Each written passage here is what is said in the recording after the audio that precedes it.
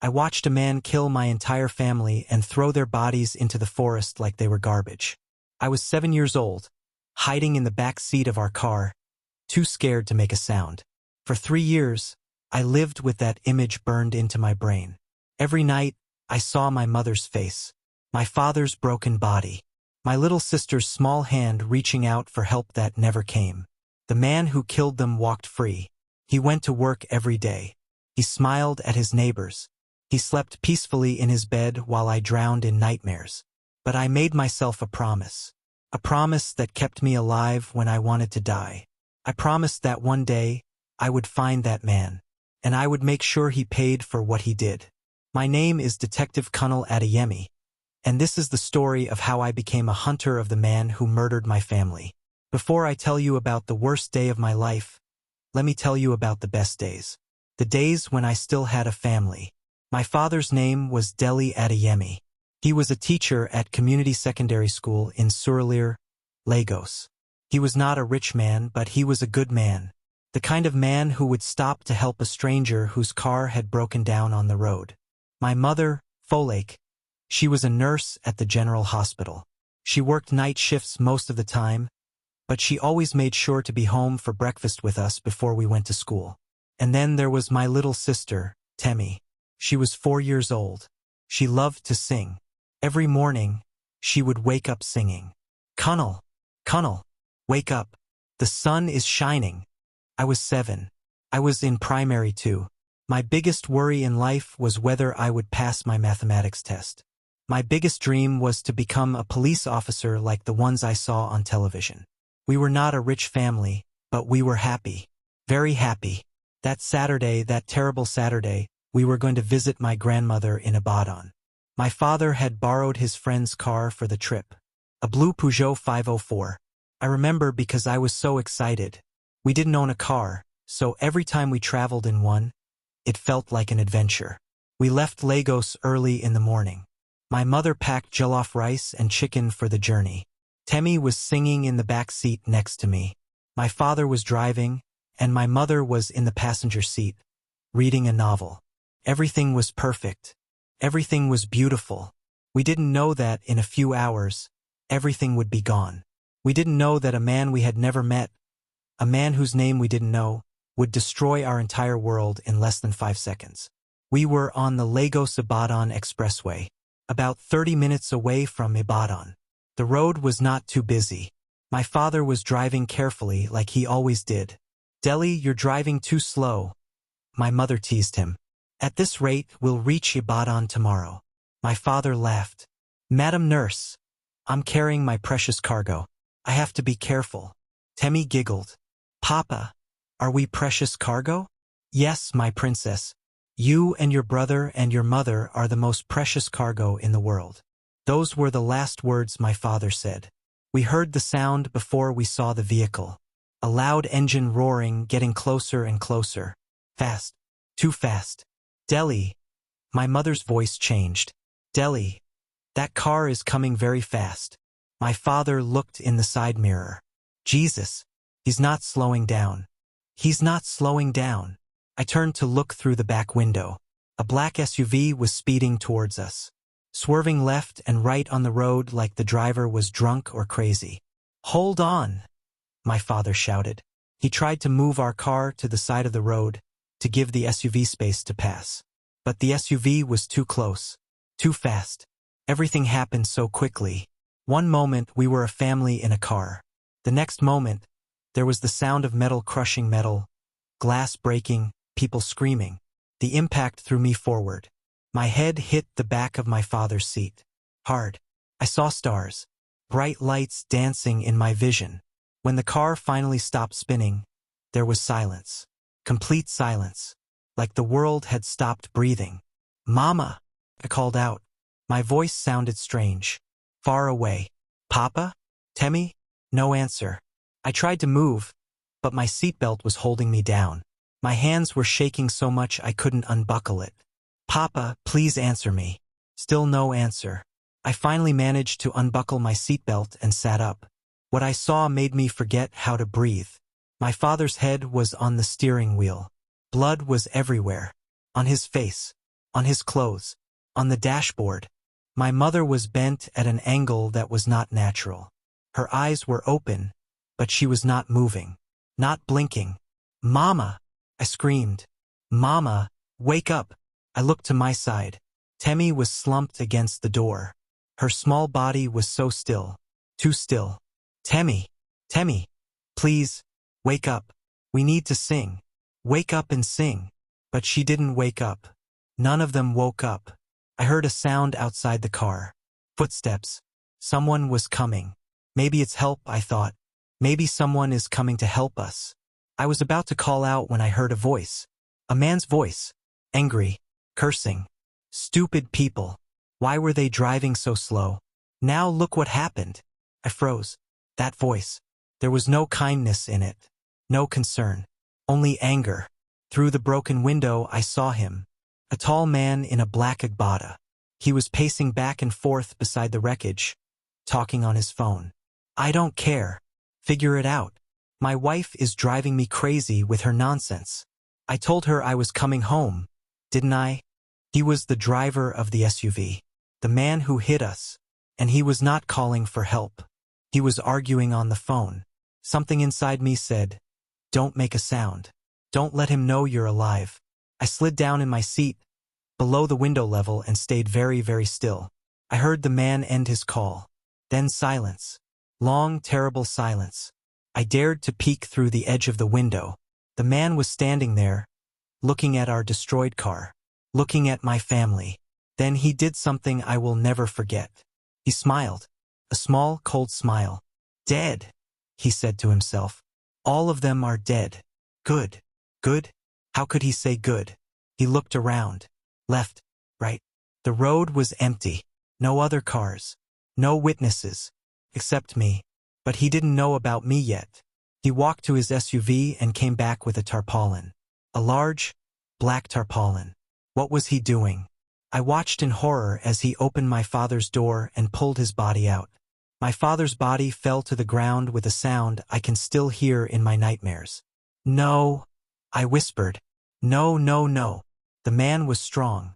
He wrapped my father's body in the tarpaulin and dragged it to his SUV. He opened the back and lifted my father inside. Then he came back for my mother. I wanted to scream. I wanted to jump out and fight him. But I was 7 years old. Small. Weak. Scared. So I just watched. Watched as he took my mother's body. Watched as he took my sister's small, small body. Tears were running down my face, but I didn't make a sound. I bit my lip so hard I tasted blood. After he had taken all 3 bodies, the man stood there for a moment, breathing hard. Then he walked towards our car again. He was coming to check for more bodies. He was coming to check for me. I squeezed myself into the space under the back seat. It was tight, dark. I could barely breathe, but I made myself as small as possible. I heard his footsteps getting closer. I heard him open the back door. "Just one child," he muttered. "Good. No more surprises." He thought Temmie was the only child. He didn't see me. He closed the door and walked away. I stayed under that seat for what felt like hours. I heard his SUV engine start. I heard him drive away. Even after the sound of his engine had faded completely, I stayed there, shaking, crying silently. When I finally crawled out, the sun was setting. Our car was a wreck. Broken glass everywhere. Blood everywhere. But my family was gone. The man had taken them. I stumbled out of the car and fell to my knees on the road. I vomited. Again and again until there was nothing left in my stomach. A truck driver found me there an hour later, sitting in the middle of the road, staring at nothing. Small boy, what happened? Where are your parents?"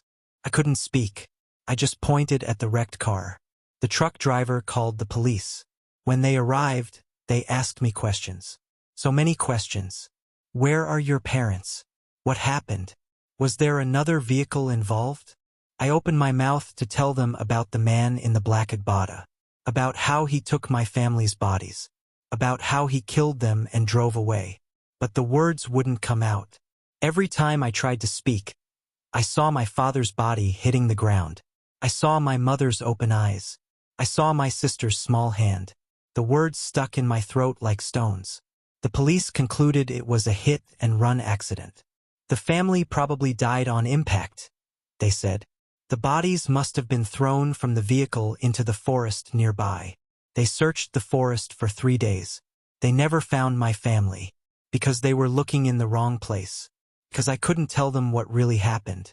I was sent to live with my uncle in Mushin, Uncle Bio Dunn.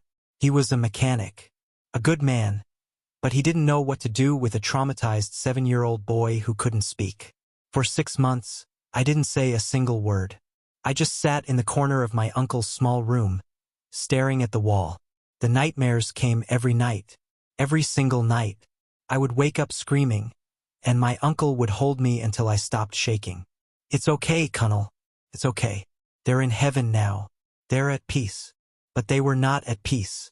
I knew they were not at peace, because they were not buried properly, because they were thrown in a forest like animals, because the man who killed them was still out there, living his life while they rotted in the ground. It was my uncle who helped me find my voice again. One day he took me to his workshop. "Cunnel, come. Let me show you something." He showed me a car he was fixing, a mangled, destroyed car from an accident. "You see this car?" he said. "It's broken now, completely damaged.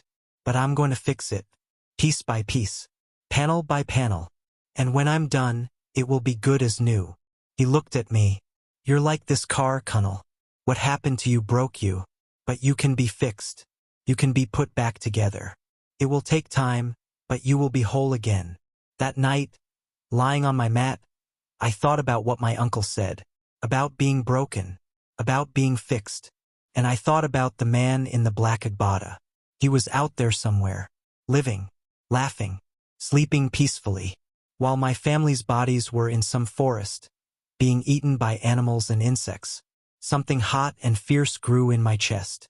It was not just pain anymore. It was anger, pure, burning anger.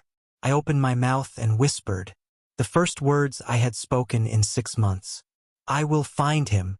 My voice was rough, broken, but it was there. "I will find the man who killed my family, and I will make him pay." The next morning, I told my uncle everything. About the accident, about the man in the black agbada, about how he took the bodies and drove away. My uncle's face went pale. "Cunnel, are you sure? Are you absolutely sure this is what you saw?" "Yes, Uncle. I saw everything. We need to tell the police." But when we went to the police station, they didn't believe me. "The boy was traumatized," the officer said. "Sometimes trauma makes people remember things that didn't happen." We searched that area thoroughly. There was no evidence of another vehicle. "But he saw the man," my uncle insisted. "Sir, with all due respect, the boy didn't speak for 6 months. Now he's telling us a story about a man in an agbada who buried the bodies? It doesn't add up. The case is closed." Closed, just like that. But it was not closed for me. It would never be closed for me. From that day, I started planning. I was only 8 years old, but I knew what I wanted to do with my life. I would become a police officer, a detective. I would learn how to investigate, how to find evidence, how to track people down. And when I was ready, I would find the man in the black agbada. It didn't matter how long it took. 5 years, 10 years, 20 years. I would find him. Took me 15 years. 15 years of studying, of training, of preparing. I finished secondary school at the top of my class. I gained admission to study criminology at University of Lagos. I graduated with first-class honors. Then I joined the Nigeria police force. I went through the training, the difficult, brutal training that broke many of my coursemates. But I didn't break. I couldn't afford to break, because I had a mission. I became a detective at 25 years old, the youngest in my division. And then I started searching. I had very little to go on. A tall man in a black agbada, a black SUV, an accident on the Lagos-Ibadan Expressway 15 years ago. But I had something most detectives don't have. I had patience, and I had rage. Cold, calculated rage that kept me going when every lead turned into a dead end. I spent my free time going through old accident reports, looking for anything, any small detail that could help me. Then one day I found something. In the police report from the day of the accident, there was a note. A small note that had been overlooked. Witness reported seeing a black SUV speeding away from the scene. Partial plate number AKD 7XX. Someone had seen the SUV. Someone had noted the plate number. Partially. It was not much, but it was something. I spent the next 3 months going through vehicle registration records, looking for every black SUV registered in Lagos with a plate number matching that pattern. There were 73 matches, 73 possible suspects. I started investigating them one by one, quietly, carefully, during my off hours. Most of them were innocent people, businessmen, politicians, regular people who just happened to own black SUVs. But then I got to number 49, Chief Adebayo Martins, a wealthy businessman, owner of several properties in Lekki, married with 2 children. His SUV was registered as AKD 745. I looked at his picture in the database, and my heart stopped. It was him, older, heavier, but it was him. I would recognize that face anywhere. The face from my nightmares. The face of the man who destroyed my world. I had found him. I didn't rush. Couldn't rush. I needed solid evidence. A 15-year-old memory of a traumatized child would not be enough to convict him in court. So I watched him. For 3 months I watched Chief Adebayo Martins. I learned his routine, where he went, who he met, what he did. I discovered that he had a private property in Ogun State. A large piece of land with nothing on it. Just forest. Forest. I got a warrant to search the property. My superior officer thought I was crazy. Colonel, you're chasing a 15-year-old cold case based on a childhood memory. Let it go. Sir, please, just give me this one chance. If I don't find anything, I'll drop it. He sighed. Fine, but this is coming out of your leave days. I took a team to the property. We searched for 2 days, digging, looking, hoping, and then we found them. 3 skeletons, wrapped in a tarpaulin that had mostly rotted away, buried in a shallow grave at the edge of the property. The forensics team confirmed it. A man, a woman, and a small child. The age and gender matched my family. We arrested Chief Adebayo Martins that evening. He was having dinner with his family when we came. His wife screamed. His children cried. Just like my family had cried 15 years ago. What is the meaning of this? He shouted. Do you know who I am? I will have your jobs. Chief Adebayo Martins, I said calmly. You are under arrest for the murder of Dele Adeyemi, Folake Adeyemi, and Temi Adeyemi. You have the right to remain silent. His face went pale. I don't know what you're talking about. 15 years ago, you were driving on the Lagos-Ibadan Expressway. You were angry after a phone call with your wife. You were speeding. You hit our car. You killed my family. And then you buried their bodies in your property. Your family? His eyes widened. You were the boy in the car. Yes, sir. I was the boy in the car. The boy you didn't see. The boy who saw everything. He lunged at me, but my team held him back. You've destroyed my life. You've ruined everything. No, sir. You destroyed my life 15 years ago. I'm just returning the favor. The trial took 8 months. His lawyers tried everything. They claimed the bodies could be anyone. They claimed I was biased. They claimed it was all circumstantial evidence. But we had enough. The location of the bodies on his private property. His SUV, which still had evidence of the accident even after 15 years. And most importantly, my testimony. The jury found him guilty. The judge sentenced him to death by hanging. Chief Adebayo Martins is currently on death row, waiting for his execution date. His wife divorced him. His children changed their names. He lost everything, just like I lost everything 15 years ago. People ask me if I feel satisfied, if I feel like justice has been served. The truth? I don't know. My family is still gone. No amount of justice can bring them back. No execution will let me hear my sister sing again. No prison sentence will let me hear my father laugh again. But at least they can rest now. At least their bodies have been recovered and properly buried. At least the man who killed them will pay for his crime. I still have nightmares. I still wake up sometimes thinking I'm in that car, watching my family die. Therapy helps, but some wounds never fully heal. I'm 30 years old now, still a detective, still hunting criminals, still fighting for justice for people who can't fight for themselves. Because I learned something that day on the expressway. I learned that evil people exist. People who will destroy your life and feel nothing. People who will walk away from their crimes and sleep peacefully at night. But I also learned that witnesses exist. That even when evil thinks nobody is watching, somebody always is. And sometimes that witness grows up, gets stronger, gets smarter, and comes back to make things right. My name is Detective Kunal Adeyemi, and this is my message to every criminal out there. No matter how long it takes, no matter how